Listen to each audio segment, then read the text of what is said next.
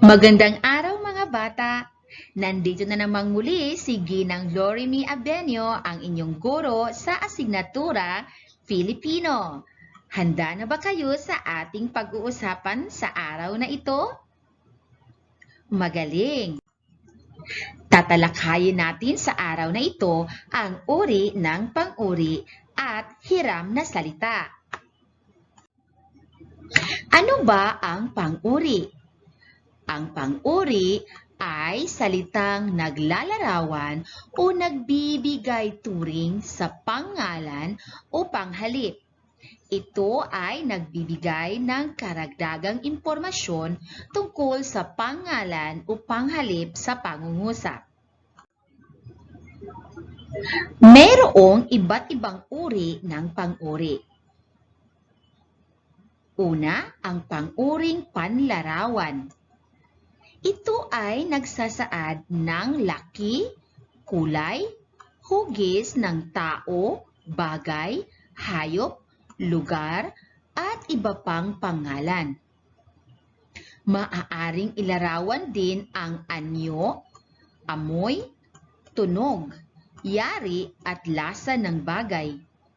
Ito ay karaniwang nagsasaad ng mga katangian na napupuna gamit ang 5 pandama. Nailalarawan din ng mga pang-uring panlarawan ang mga katangian ng ugali, asal o pakiramdam ng tao o hayop.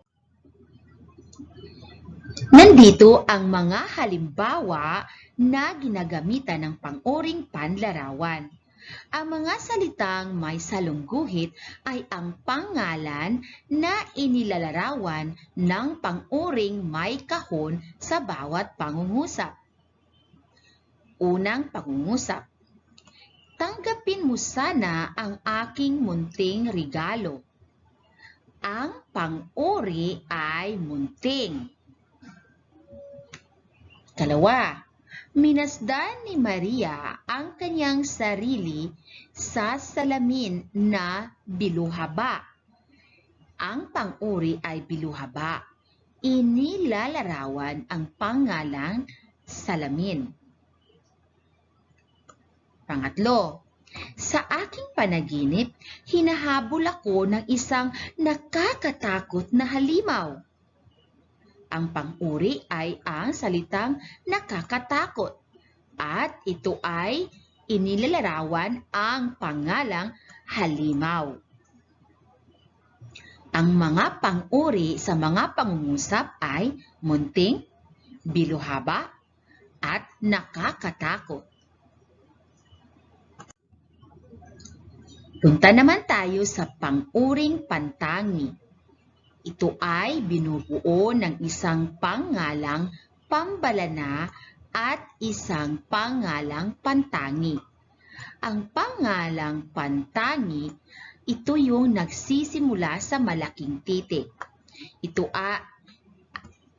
ay naglalarawan o tumutukoy sa uri ng pangalang pambalana. Halimbawa, ang pasalubong ni tatay sa atin ay masarap na longganisang lukban. Ang pang-uring pangtangi ay longganisang lukban.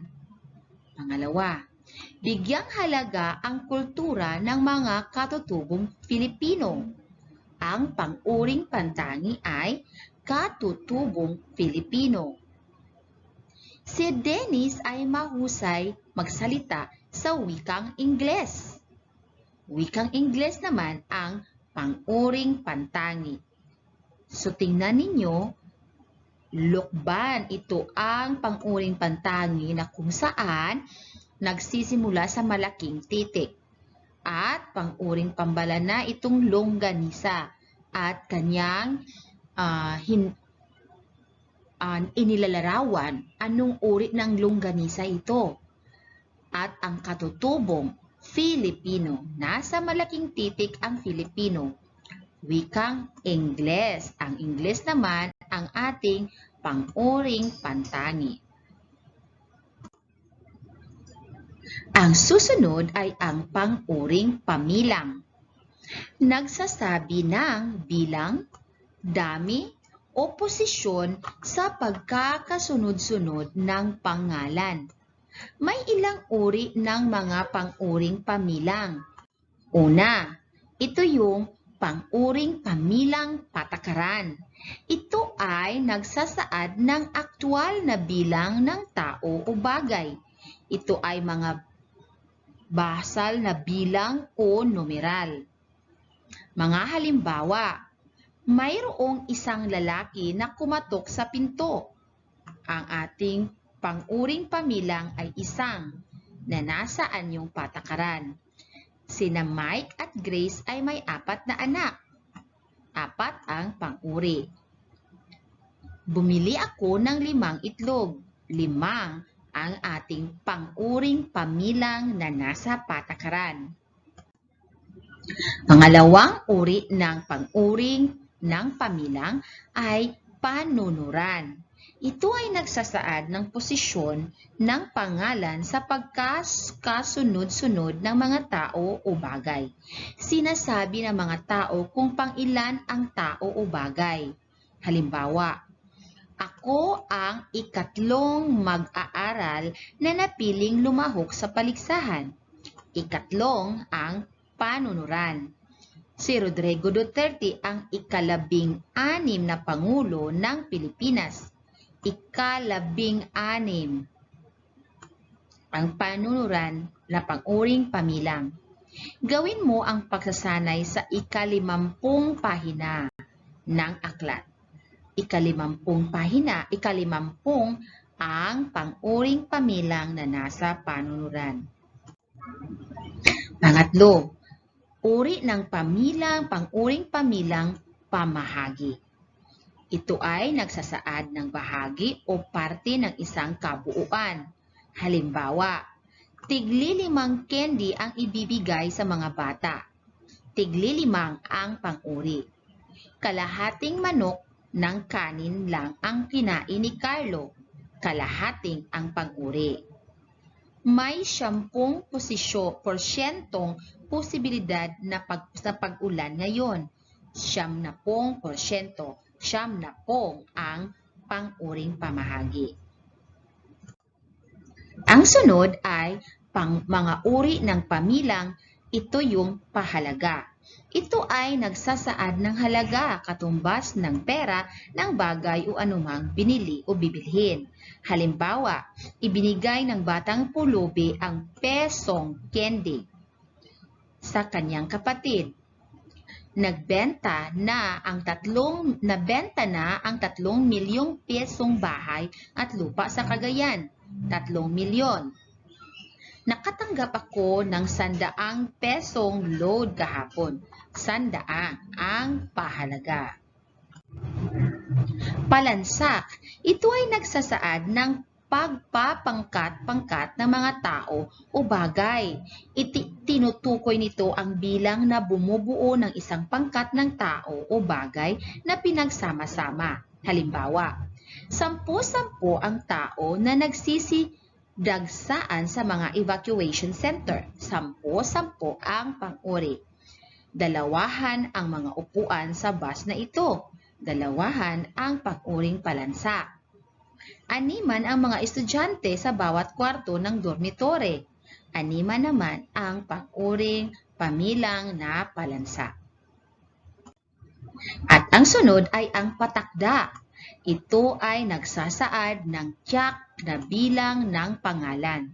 Halimbawa, iisa ang pangarap ni Jessie at ito ay isang tanyag na mang-aawit. Isa. 2 isda lamang ang nahuli ni Kuya Pedro. 2 ang pang-uring patakda. Sa 10 miyembro pa lamang ang nagbabayad ng kontribusyon. Sa 10 ang pang-uring patakda. Ngayon naman ay pupunta tayo sa mga salitang hiram. Ang mga salitang hiram ay nanggaling sa iba't ibang mga dayuhang pumunta dito sa ating bansa na kalimitan na nating nagagamit sa pangaraw-araw na pakikipag-usap o talakayan. Salitang hiram. Ang mga salitang hiram ay mga salitang nanggaling sa iba't ibang mga dayuhang pumunta dito sa ating bansa na kalimitan na nating nagagamit sa pang-araw-araw na makikipag-usap o talakayan. Pag-unawa sa mga salitang hiram. Sa mga ibang babasahin ay may mga nabasa tayong mga salitang hiram na ginagamit sa mga pangungusap. Kalimitan nating mabasa ay nasa wikang Ingles, Kastila, Incheck at iba pa at binabaybay natin ito sa ating salita. Narito ang ilang mga halimbawa ng salitang hiram na kung saan ito ay may pagbaybay sa Filipino at ang mga kahulugan nito. Una, salitang hiram, driver. Sa baybay Filipino, ito ay nagiging driver at ang kahulugan nito ay nagmamaneho ng sasakyan. Ballpen. Baybay naman sa Filipino, ballpen, na bago ang spelling ng salita. Ang ibig sabihin ay panulat. Salitang hiram, taxi. Ito naman ang baybay Filipino, taxi. Ito ay isang sasakyan. Kwarto. Sa salitang o sa baybay Filipino, ang letrang C o nabago ang spelling ng salita. Ibig sabihin, isang silid. Syudad. Ito ay isang lungsod. Hamon. Ito ay isang pagkain. Ito naman ang ilan sa mga salitang hiram na hindi na binabago ang baybay. Halimbawa, bag, lalagyan ng gamit, shampoo, panglinis ng buhok, parlor, lugar na pinag-aayusan, aircon, ginagamit upang lumamig sa loob ng silid, laptop, isang uri ng computer na maaaring dalhin kahit saan. At dito nagtatapos ang ating paksa sa araw na ito. Maraming salamat sa panonood at pakikinig. Paalam mga bata! Hanggang sa muli!